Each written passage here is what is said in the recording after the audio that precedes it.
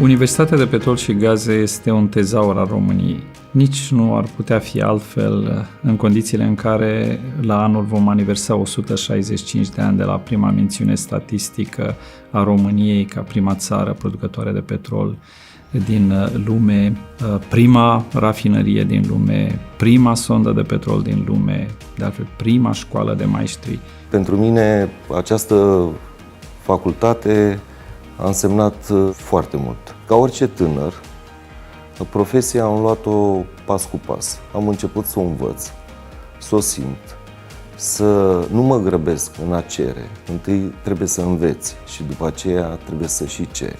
Eu știu un singur lucru, că meseria se învață în teren și nu în birouri. Nu întotdeauna tu ești cel mai bun. Sunt și alții mai buni ca tine. Și am avut colegi de facultate care au fost mai buni ca mine și atunci apare această ambiție și concurență între noi de a merge împreună cât mai sus.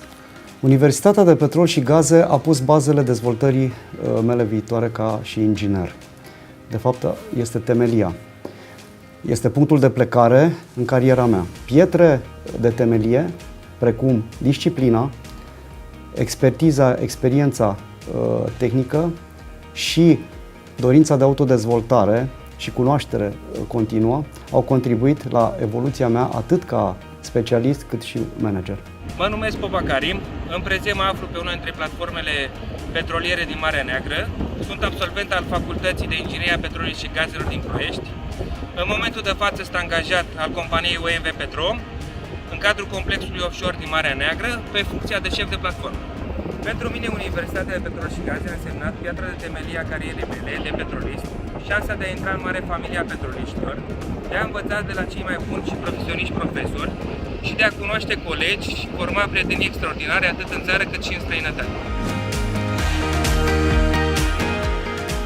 Institutul de Petrol și Gaze m-a călit pentru activitatea viitoare pe care trebuia să o desfășor ca inginer de foraj extracție și mi-a dat toate informațiile necesare astfel încât să fiu bine pregătit în momentul în care voi pleca în activitatea industrială și economică energetică a României.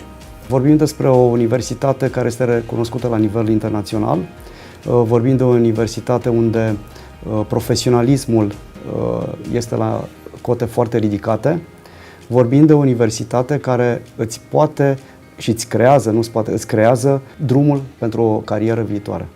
Absolvirea facultății mi-a dat șansa să pot lucra la marile companii din industria petrolieră. Ceea ce am învățat în decursul anilor de studii m-a ajutat în activitatea profesională, reușind să pun în practică și să rezolv situații dificile, întâlnite în activitatea în țară, cât și cea internațională. Gândiți-vă că toți și majoritatea care au terminat Institutul de Petrol și Gaze sunt plecați pe afară, în diferite firme de prestigiu multinaționale, pe diferite paliere, unii chiar în vârfuri. De aceea și spun că această meserie, oriunde te-ai duce, pe lângă este o meserie frumoasă, este o meserie bănoasă.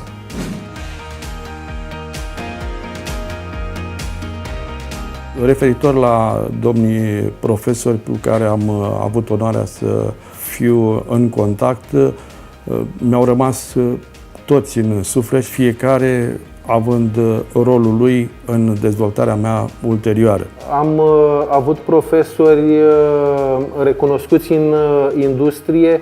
Aș putea să dau și câteva nume. La mecanica rocilor, domnul Dumitru, la inginerie de zăcământ, domnul Popa, la extracție, domnul Coloja. Aceștia aș putea spune că au stat la baza creierii mele ca profesionist.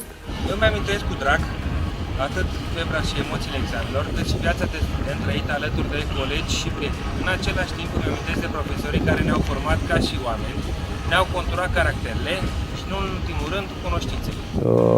Este domnul profesor Soare. Din păcate nu mai este printre noi. A fost mentorul și îndrumătorul meu al temei de proiect de final de facultate. O temă care a avut legătură și cu evoluția mea ulterioară în ceea ce privește distribuția gazelor naturale. Atunci mi-am fixat și creat viziunea pentru viitorul meu pe care o să-l am. Am ales meseria aceasta pentru că mi s-a părut ceva fascinant, ceva inedit, să poți să extragi ceva din pământ, să poți să fii util pentru umanitate, pentru societate, de fapt. Multe, foarte multe amintiri. Cum să vă spun, viața de student o trăiești doar o dată, indiferent câte facultăți faci după aceea. Viața de student pot să spun că am trăit-o din plin. Ca și orice student ne și distram. N-aveam cum să nu ne distrăm. S-au creat foarte multe prietenii între noi, dar în același timp pot să vă spun un singur lucru. Nu se glumea cu școala. Mi-aduc aminte, aveam chiar cursuri dimineața de la ora 8 până la seara, la 6-7 cu tot cu laboratoare, de lunea până vineri.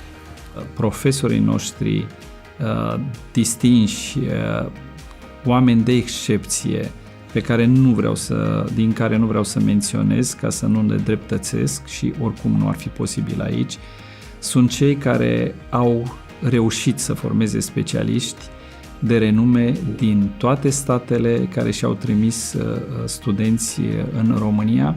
Specialiștii Universității de Petrol și Gaze au fost formați într-un set de valori cu mult peste valorile învățământului tehnic.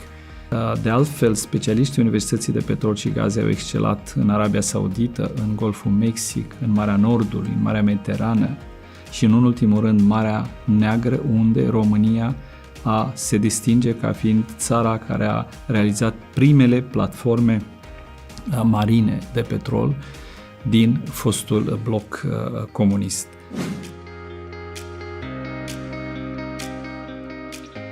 În activitatea zilnică de la OMV Petrom avem colaborări cu Universitatea de Petrol și Gaze pe diferite domenii.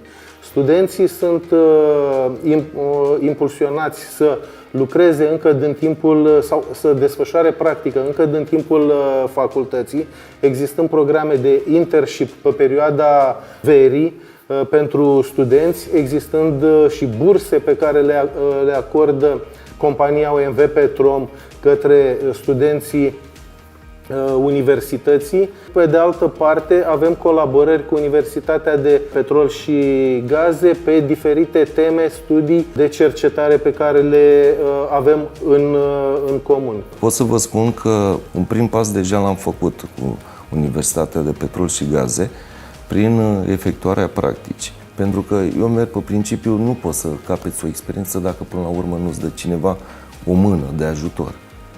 Toată lumea cere experiență. Experiența o înveți undeva. Să vadă exact ceea ce înseamnă o stație de pompare, să vadă într-adevăr ceea ce înseamnă să te trezești la ora 8. De fapt, să ia viața din timp, pentru că, de fapt, meseria în petrol se face în teren. Pot să spun că în cadrul departamentului pe care îl coordonez la Distrigat Sud Rețele, în ultimii 3 ani de zile au fost preluați, după finalizarea universității, peste 16 studenți, care, o parte dintre ei au funcții manageriale, iar alții sunt în dezvoltare și așteptarea unei noi poziții în compania noastră.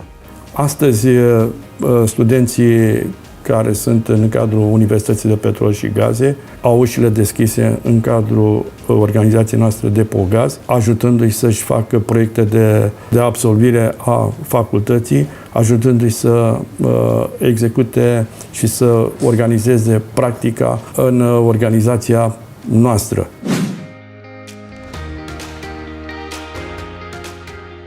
Pentru cei care au terminat, îi așteptăm să devină colegii noștri și am fi bucuroși și mândri să fie alături de noi. Iar pentru cei care urmează să aleagă o facultate, îi îndrum spre această facultate, pentru că reprezintă o experiență foarte plăcută în viață.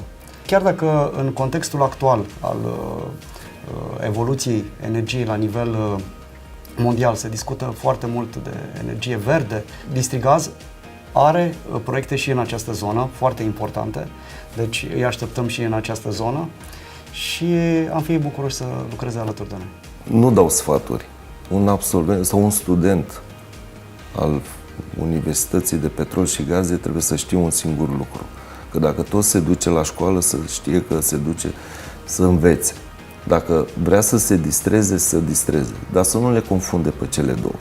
Ca sfat pe care l-aș da absolvenților de liceu, în câteva cuvinte aș spune că încă este un viitor în această industrie, încă este recunoscută diploma din universitate față de alte universități pe plan internațional, existând posibilitatea să desfășoare activitatea și în țară, dar și pe plan internațional în diferite companii. Este totuși o obligație pentru mine să mă adresez și generațiilor viitoare, tinerilor absolvenți care vor absolvi această facultate. Cu siguranță, pentru voi va fi infinit mai greu. Va trebui să faceți tranziția de la combustibilii fosili la energia verde, la energia regenerabilă, la hidrogen, la stocarea de energie. În fața voastră există o trilema schimbărilor climatice, a securității și a inegalității sociale. Voi veți fi cei care veți transforma sistemul energetic în ceea ce poate pentru generația noastră ar putea să pară science fiction. De aceea cred că viitorul universității va fi la fel de strălucit ca și trecutul ei.